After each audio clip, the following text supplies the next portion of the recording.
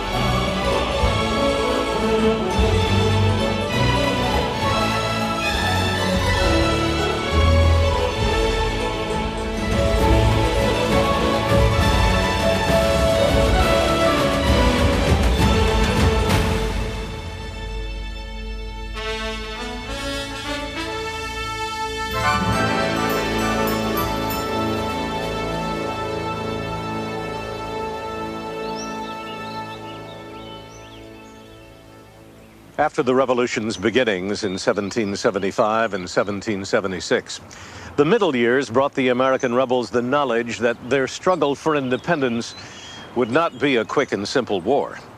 At the same time, Washington's army encountered one British army. Generals Benedict Arnold and Horatio Gates fought another in the north. On the wild American frontier, brutal fighting for different goals with different enemies raged. And in Europe, the mightiest nations on earth began to see a preoccupied, drained Britain as an easy target. The dogs of war had been unleashed, and no one knew how to harness them again.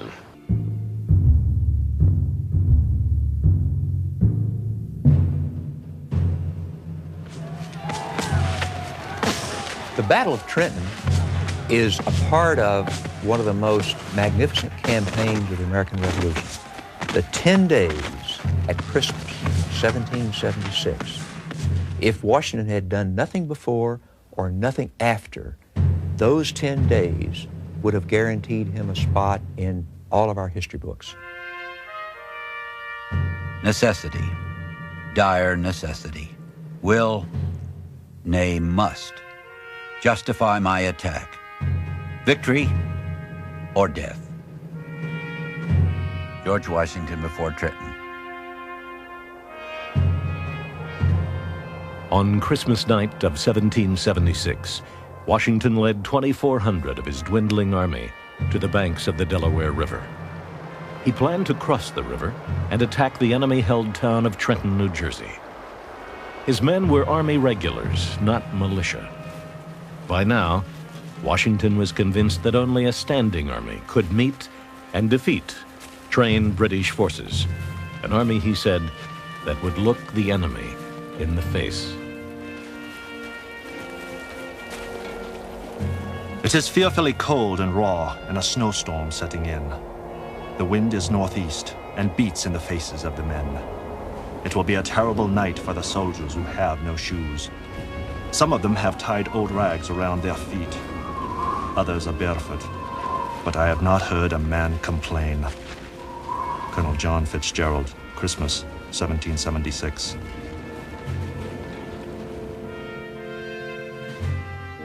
John Glover's Marbleheaders, the same group that saved Washington's army through a daring nighttime evacuation from Brooklyn to Manhattan just 4 months earlier, saw to the dangerous task of ferrying the Continentals across the icy Delaware. Glover's men have had a hard time to force the boats through the floating ice with the snow drifting in their faces. I have never seen Washington so determined as he is now. He is calm and collected, but very determined. Colonel John Fitzgerald.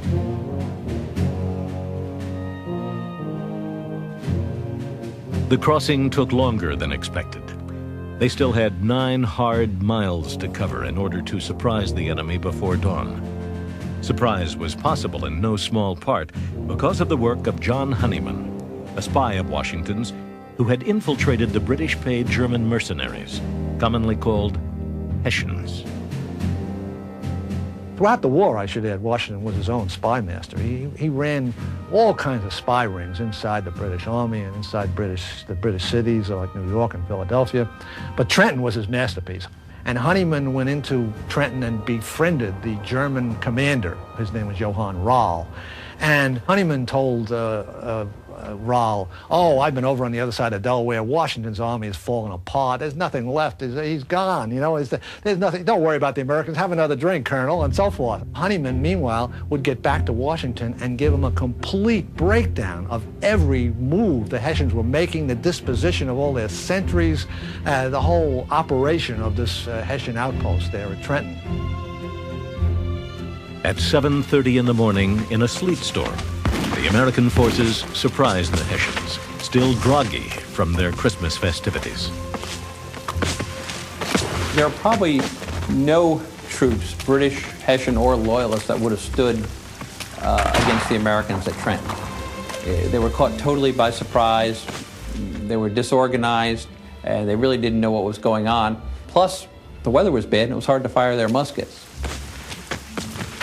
The Hessian commander, spent after a Christmas night of drinking and gambling, tried to rally his troops.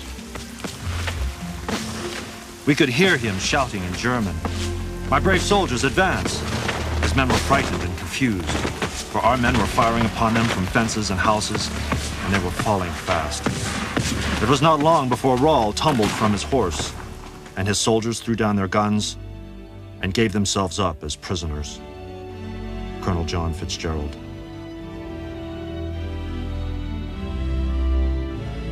Mortally wounded, Rall surrendered his sword to Washington. The American commander took 900 Hessian prisoners.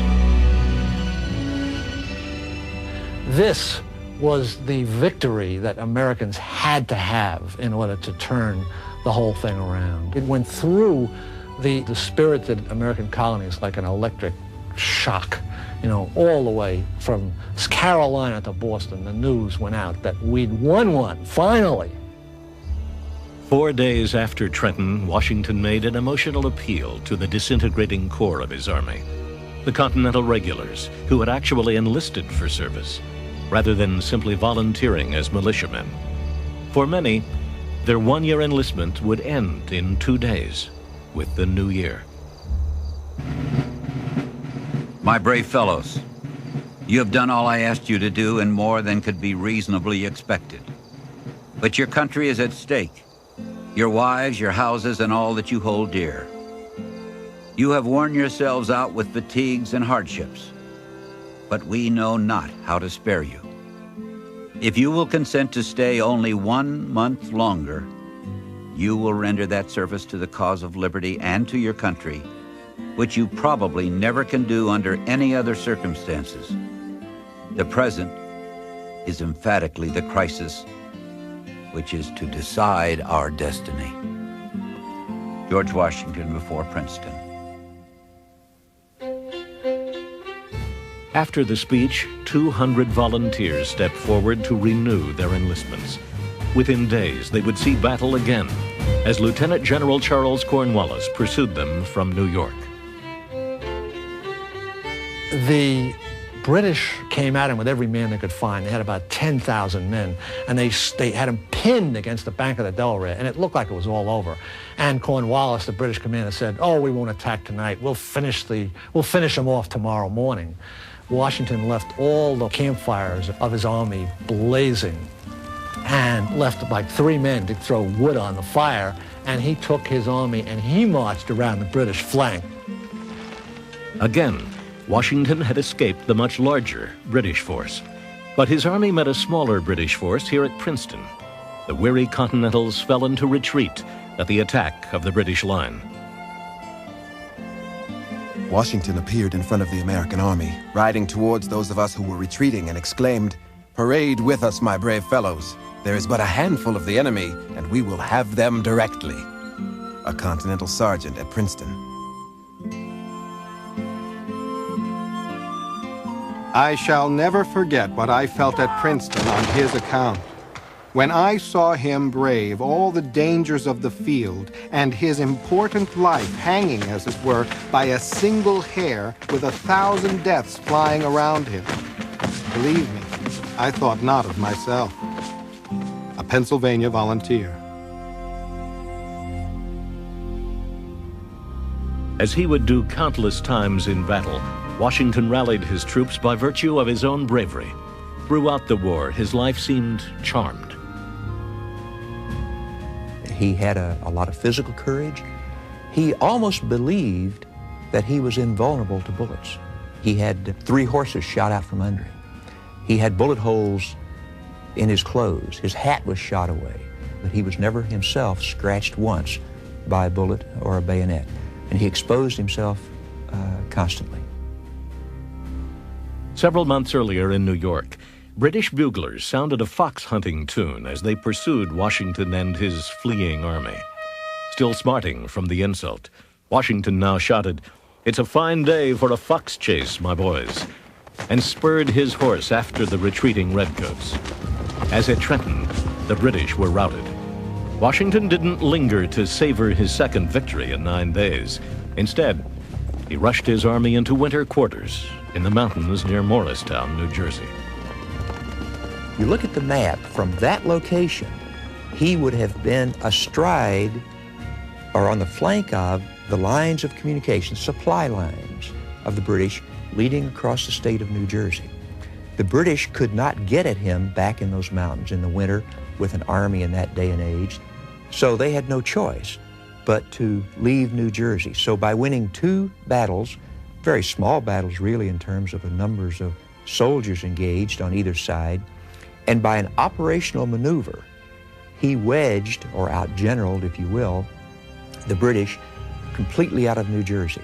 And so when the campaigning ended, the British had New York City. That's all they had to show for the largest expeditionary force they ever had sent anywhere for an entire year of campaigning.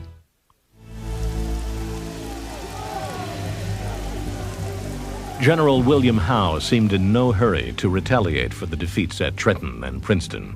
After all, he controlled the city of New York and was enjoying an affair with one of the most attractive women in America, Elizabeth Loring, the wife of his Loyalist commissary of prisoners, Joshua Loring. Francis Hopkinson, one of the signers of the Declaration of Independence, would soon poke fun at Howe with a clever verse. Sir William he, snug as a flea, lay all this time a-snoring, nor dreamed of harm as he lay warm in bed with Mrs. Loring. Francis Hopkinson.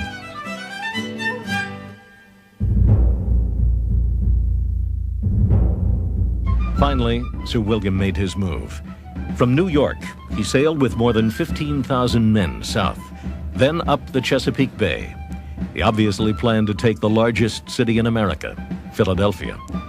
The guns of Fort Mifflin and Fort Mercer blocked an easier entry up the Delaware River into the rebel capital.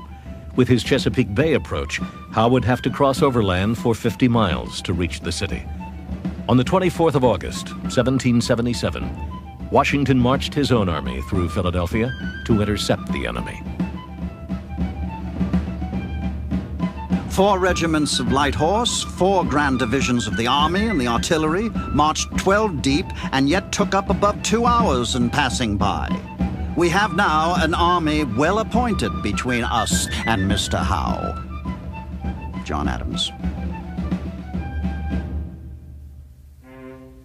A new member of that army was a 19-year-old major general from France who had never seen a musket fired in battle. His name was Marie-Joseph Paul-Yves Roche Gilbert de Motier, Marquis de Lafayette. Lafayette is simply irresistible. He's such an idealist. Jefferson later said that he had a canine appetite for fame. And somebody else said that he was a man of only one idea. But fortunately for him, it was the idea of the century, namely liberty. Washington loved this guy. He treated him like a son and also like a younger brother throughout the whole war. Washington was basically aggressive and combative by nature, so he came down to contest Howe's advance against Philadelphia. And he did so at Brandywine on September the 11th. And there his army fought pretty well, but it was outflanked. Washington always seemed to have a problem protecting his flanks. There was a most infernal fire of cannon and musketry, most incessant shouting. Incline to the right, incline to the left, halt, charge. The balls ploughing up the ground, the trees cracking over one's head, the leaves falling as in autumn by the grape shot. The action was brilliant. Mr. Washington retreated, that is, ran away, and Mr. Howe remained master of the field. A British officer at Brandywine. In his first battle, Lafayette was wounded. The next day, he wrote his young wife in France. Dear heart, Messieurs les Anglais wounded me slightly in the leg, but it is nothing, for the ball did not touch bone or nerve. Others weren't so lucky. Joseph Townsend, a young Quaker, described the field of combat after the battle. Awful was the scene to behold. Such a number of fellow human beings lying together, severely wounded and some mortally. A few dead, but a small proportion of them, considering the immense quantity of powder and ball that had been discharged. It was now time for the surgeons to exert themselves. Falling into the hands of a Revolutionary War surgeon was a mixed blessing at best. With doctors working without antiseptics or anesthetics and guided by fallacious concepts, even minor surgeries became life-threatening. The sickness and disease that ran rampant through the encampments claimed many more lives in the Revolutionary War than did actual combat. Howe followed up his victory at Brandywine with a surprise nighttime attack of Pennsylvania General Anthony Wayne's division at nearby Paoli. Relying solely on the British bayonet, the raid turned into a slaughter. 6 days later, Howe sent Lord Charles Cornwallis into Philadelphia in triumph. At about 11 o'clock a.m., Lord Cornwallis with his division of the British and auxiliary troops amounting to about 3,000 marched into this city. To the great relief of the inhabitants who have too long suffered the yoke of arbitrary power, and who testified their approbation of the arrival of the troops by the loudest acclamations of joy. Robert Morton, Philadelphia Loyalist. Philadelphia had fallen to the British. Soon, Fort Mifflin, which guarded the Delaware River, would fall, opening a British sea route to the principal American city. But the American Congress had slipped out of Philadelphia and was already in session in nearby York. As the war developed, it was difficult for professional generals to realize that the kind of victory which would have been decisive in European terms, capturing the enemy's major cities, knocking out his major field army, something which would certainly in a European context have brought the enemy to negotiate to a political settlement, and that of course is what they were wanting in America. It turned out that even capturing all the major cities in America did not, in fact, bring the rebels to terms. And certainly, in any conventional terms, Sir William Howe came very near to total victory, but not quite near enough. Washington was spoiling for another fight.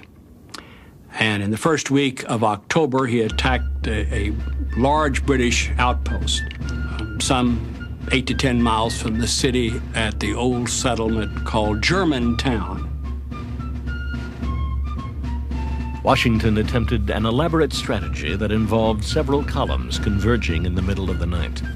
At first, the Americans gained the upper hand and drove the British forward. But then they passed the large stone mansion of the Chew family, Cliveden. British soldiers occupied the mansion, and Washington was unsure of how to handle the situation.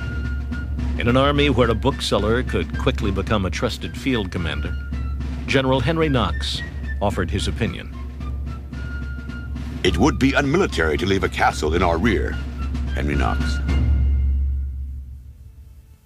The rebels drained their resources trying to capture Clifton. Other rebel troops became so confused by the fog and smoke of the battle that they began firing on each other. Some of the men unadvisedly called out that their ammunition was spent. The enemy were so near that they overheard them when they first made a stand, and then returned upon our people who, for want of ammunition and reinforcements, were obliged to retreat, which ultimately resulted in the rout of the whole army. Joseph Plum Martin, Continental soldier.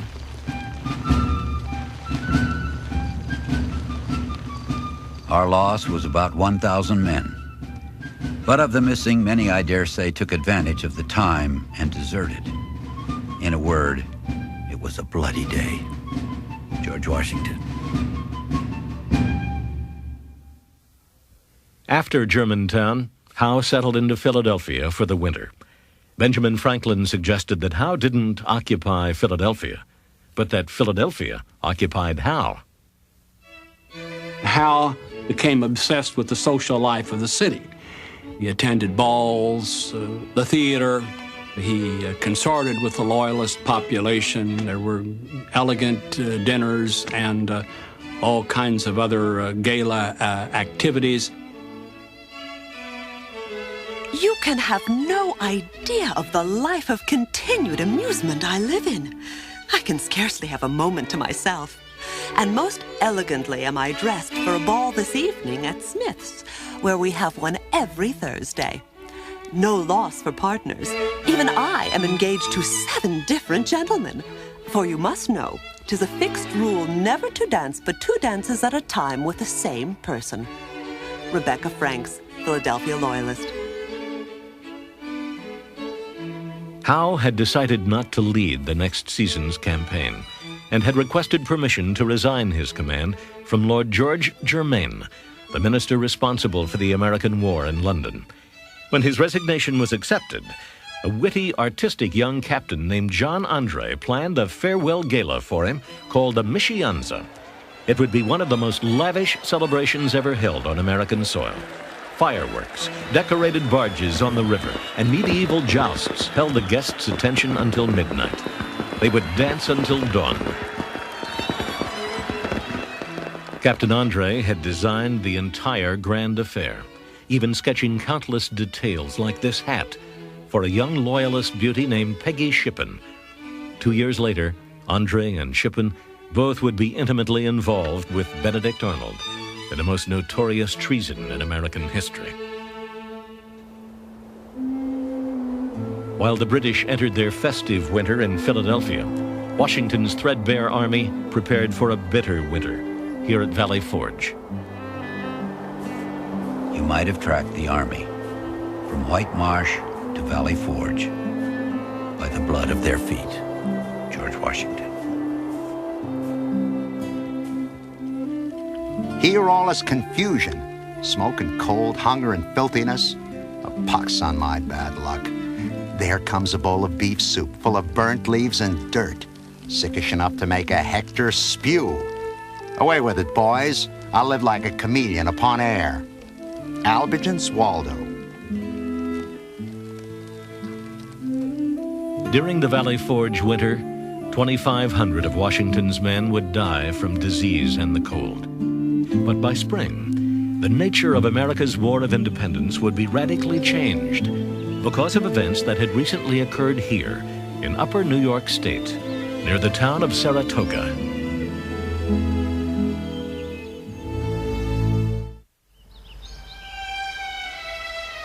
The Hudson is the nexus of the northern and southern colonies, a kind of key to the whole continent, as it is a passage to Canada, to the Great Lakes, and to all the Indian nations. No effort to secure it ought to be omitted. John Adams. There's a chain of events And Benedict Arnold is involved in that entire chain in 75, 76, and 77 that caused us eventually to win our independence.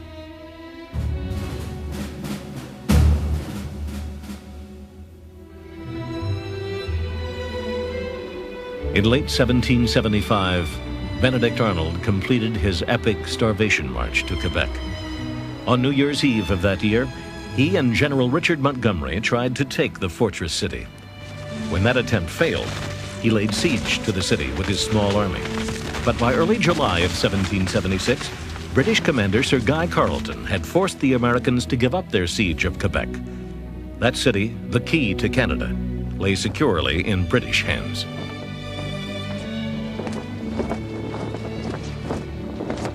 The junction of the Canadians with the colonies, an object which brought us into this country, is now at an end. Let us quit them and secure our own country before it is too late. These arguments are not urged by fear for my personal safety. I am content to be the last man who quits this country and fall so that my country rise. But let us not fall altogether. Benedict Arnold, June 1776. Arnold knew that the Hudson River was the most strategic waterway in America. Part of the general British strategy of the day was to seize the line of the Hudson and cut off New England from the middle colonies, and then, of course, reduce New England, punish it, and destroy what was believed to be the core of the rebellion. Carleton pursued the retreating Americans from Quebec to St. John's, just north of the 100-mile-long Lake Champlain. From the lake, he could access the Hudson and join forces with Sir William Howe in New York City. But he met an obstacle on the lake, Benedict Arnold. One of Arnold's great victories was not as a general, but as an admiral. It was kind of a backwoods arms race that took place. Any ships there had to be built there. So at the northern end of the lake, the British were busy building warships, schooners and barges for mortars and so forth. And at the southern end, Arnold supervised the construction of the American fleet. The British were forced to disassemble warships on the St. Lawrence, carry the pieces to Lake Champlain, and reassemble them there. The task would occupy them through the summer into the fall. Meanwhile, Arnold was building his navy from scratch. It would be far more humble and far less professional than the British force. When you ask for a frigate, they give you a raft. Ask for sailors, they give you tavern waiters. And if you want breeches, they give you a vest. Benedict Arnold, August 1776. Arnold realized he was so outgunned that the best he could get would be a delaying action, a sort of a glorious defeat. He finished his fleet and sailed north, came off Valcour Island. The British, in the meantime, came south. Arnold chose, rather than to confront them, to extend his fleet from Valcour Island to the shore in a very narrow area. They could only get a few ships at a time where he was in his position. So his position equalized the strength between the British and the American fleets. We suffered much for want of seamen and gunners. I was obliged myself to point most of the guns on board the Congress, which I believe did good execution. Benedict Arnold. In a day-long battle on October 11th, Arnold's scrapped-together navy fought the British to a draw. But he knew his navy would be crushed if it remained in Valcour Bay. That night, his small fleet slipped through a gap in the British line. Arnold knew that the British could now outsail him and outgun him on the open lake. He ran his ships aground, burned them, and he made a point of leaving the American flag flying so it was not a surrender, and escaped with his remaining sailors, who were really soldiers, overland back down to Fort Ticonderoga. With winter on the way, Guy Carleton chose to return to Quebec rather than push his attack down the Hudson to New York. Arnold's action on Lake Champlain had delayed the decisive British movement for a year.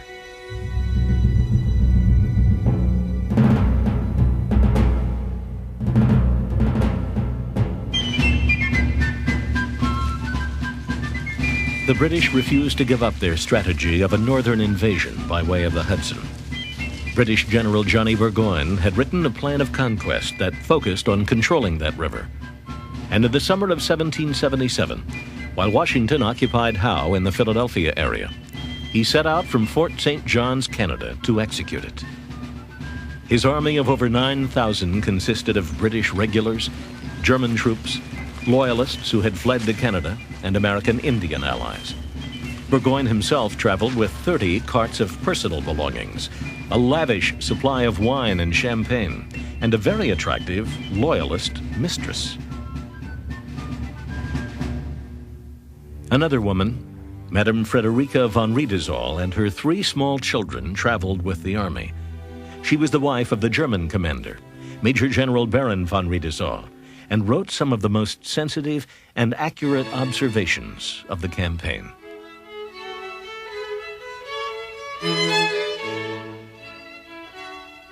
General Burgoyne spent half of his nights in singing and drinking and diverting himself with his mistress, who was as fond of champagne as himself, Madame Frederica von Riedesel. Burgoyne was a playboy, a socialite, a writer of plays, an actor, and he was perpetually in debt. The British writer Horace Walpole said that he had more sail than ballast, which means that he had more dash and confidence and prudence. General Burgoyne was idolized by the army, his orders appearing more like recommending subordination than enforcing it. He was the soldier's friend. Grenadier Lieutenant William Digby. Although he retained the confidence of his troops to a remarkable extent, in no other sense, it seems to me, could you describe him as a good commander. Burgoyne's first obstacle was the Gibraltar of the North, Fort Ticonderoga. Since Ethan Allen and Benedict Arnold had taken the fort from the British in May of 1775, it had remained in rebel hands for over 2 years, under the command of Arthur Sinclair. When Burgoyne placed artillery on nearby Mount Defiance, the rebels knew he could rain destruction on the fort at will. St. Clair was forced into making a decision. Should he try and defend Ticonderoga with an insufficient force, or should he basically evacuate the fort, save those Continental troops to fight another day? And in fact, they did. The 10 Continental regiments that were evacuated from Ticonderoga ended up going in the battles of Saratoga in September and October of 1777. Albany, New York was Burgoyne's goal. There, according to his plan, he would meet 2 other British armies, Mary St. Leger's smaller force coming from the west, and William Howe's larger force coming up the Hudson from the south. In reality, he would meet disaster at Saratoga. For Barry St. Leger's eastbound army, the trouble started when they reached Fort Stanwix and met tough rebel resistance. With his Indian and Loyalist allies, he laid siege to the fort. A relief column coming to his aid met fierce resistance at the Battle of Oriskany.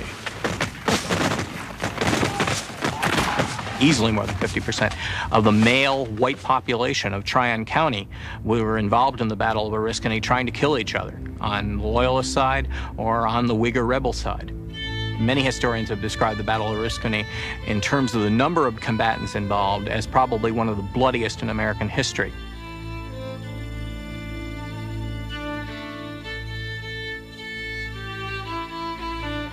Once again, Benedict Arnold found an important role to play in the struggle. He led another party to relieve the rebels trapped by the siege of Fort Stanwix. But before he arrived, Arnold sent the half-witted Han Yost, a man St. Leger's Indians considered to be holy, to tell them that Arnold's army was huge. In fact, the tradition says that he described it as numerous as the leaves on the trees. Over half of St. Ledger's force was composed of Native Americans. And in fact, even before Benedict Arnold arrived here to relieve the siege, St. Ledger had abandoned the siege because of the defection of large numbers of his Native American forces. Fort Stanwix had utterly defeated St. Ledger. He would be of no help to Burgoyne, who had faced his own trials, cutting his way through dense, humid, mosquito-plagued New York forest.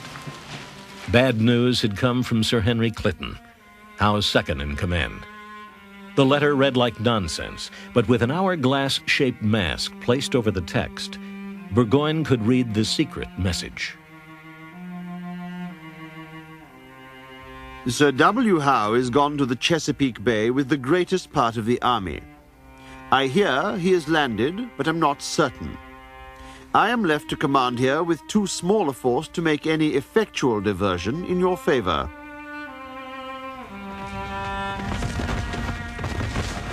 Shortly after receiving the devastating news that Howe's main army would probably not join him in Albany, a detachment of Burgoyne's troops met rebel militia near Bennington, Vermont, an area known as the Hampshire Grants. That force was literally almost annihilated. It was either wounded, killed, or captured almost entirely. The relief column sent out to reinforce it was stopped dead in the water. This was a major setback for Burgoyne's army, and in fact, the first major setback of a campaign with regard to his advance on Albany. We do not know how many we have killed. One of our scouts found, the beginning of this week, 26 of the enemy lying dead in the woods. They stank so they could not bury them. The wounded Hessians die 3 or 4 in a day. They're all in the Bennington Meeting House, which smells so it is enough to kill anyone to be in it. Peter Clark, farmer, militiaman. The Hampshire Grants, a country unpeopled and almost unknown in the last war, now abounds in the most active and rebellious race on the continent. General Johnny Burgoyne, fall 1777. Just a week after the Battle of Bennington, Burgoyne learned of Barry St. Ledger's failure at Fort Stanwix. But without St. Ledger, and especially without Howe, Burgoyne still decided to push his weary and casualty-ridden army on to Saratoga, and then Albany. It was a decision on which the fate of the war would hinge.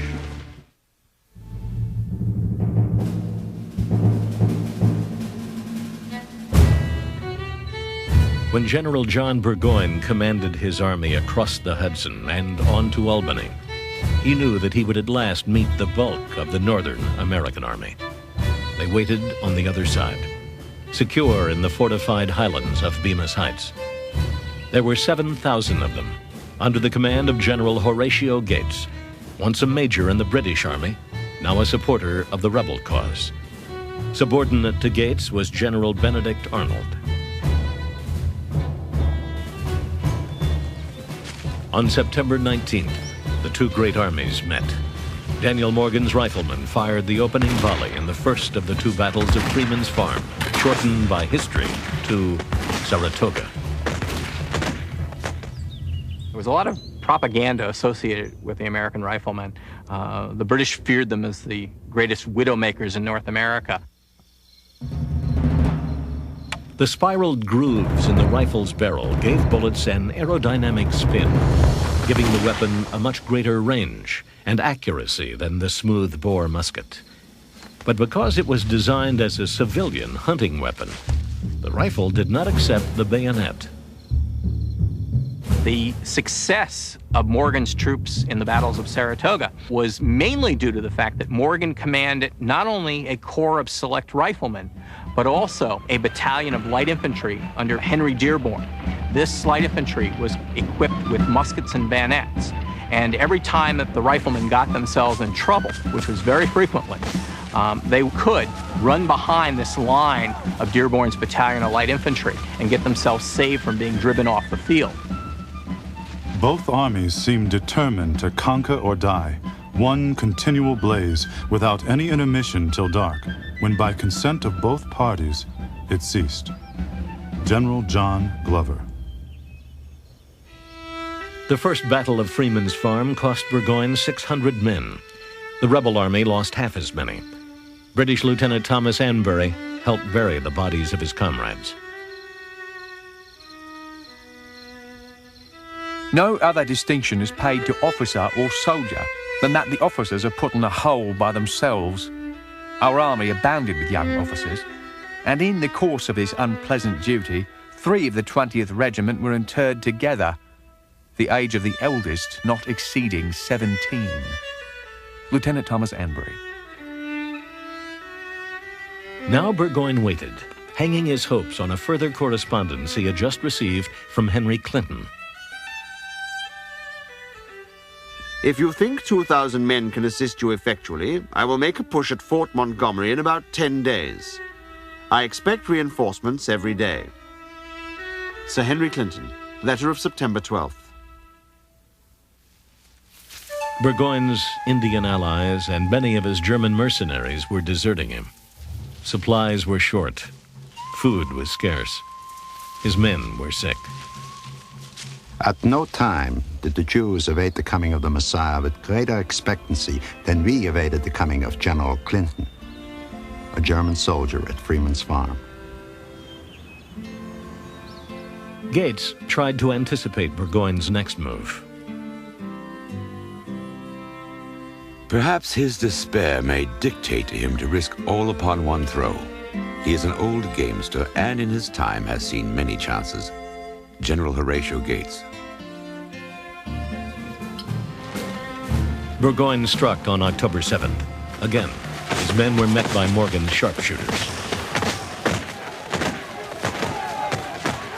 Gates had refused to give Benedict Arnold command of troops. Like so many others, he disliked Arnold's abrasive style and distrusted him.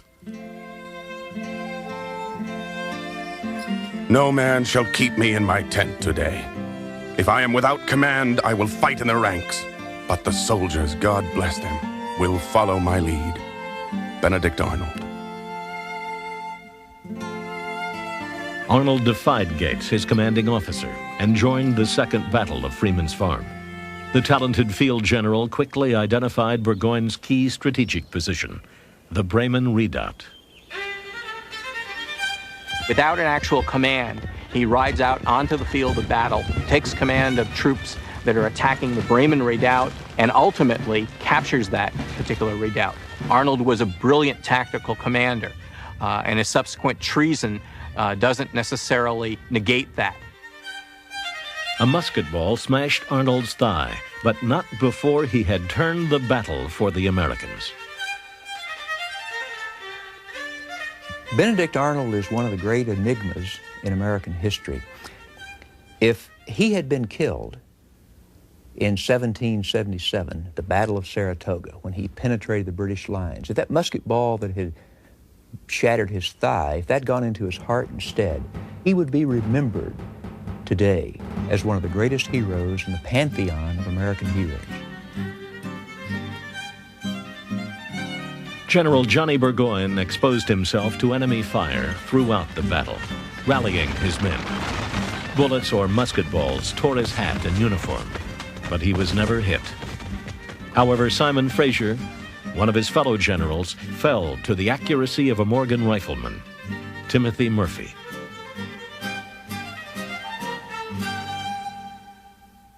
General Fraser was the British general who was covering General Burgoyne's retreat. And in the process of doing this, he exposed himself personally to the rifleman. And at 300 yards, Timothy Murphy was given the credit for mortally wounding General Fraser. They brought Fraser to the house where Frederica von Riedesel was waiting out the battle. She had expected to dine with him that evening. About 3 o'clock in the afternoon, they brought to me upon a litter poor General Fraser. Our dining table, which was already spread, was taken away, and in its place they fixed up a bed for the general. The ball had gone through his bowels. I heard him often amidst his groans exclaim, "Oh, fatal ambition, poor General Burgoyne, my poor wife." Madame Frederica von Riedesal. Fraser died the next morning at 8 o'clock. He was one of 600 men from Burgoyne's army who had been killed, wounded, or were missing during the Second Battle of Freeman's Farm. That night, Burgoyne began his retreat. For the next several days, the Americans hounded his limping army. Then, it was over. Our retreat had been cut off. A cessation of hostilities took place, and my husband, who was thoroughly worn out, was able for the first time in a long while to lie down upon a bed. Madame Frederica von Riedesal. Burgoyne surrendered his sword and his army to Gates on October 17th, 1777. When the two men met, General Johnny said, "The fortune of war, General Gates, has made me your prisoner."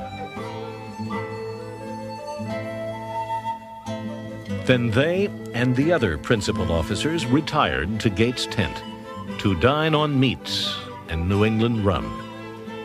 General Benedict Arnold was absent, recuperating from his leg wound. The next time he would see battle, he would be on the side of the British. You'd have to say that Saratoga was Arnold's high watermark. It was the culmination of 3 years of effort on his part, constantly exposing himself in battle, of courageous efforts from his march up the Kennebec, the seizure of Ticonderoga, his fighting, his work on Champlain, all of that, it culminated in his final take charge effort that sealed the defeat of Burgoyne and led to Burgoyne's surrender, which led to the French coming in the war, which inevitably led to the eventual British defeat.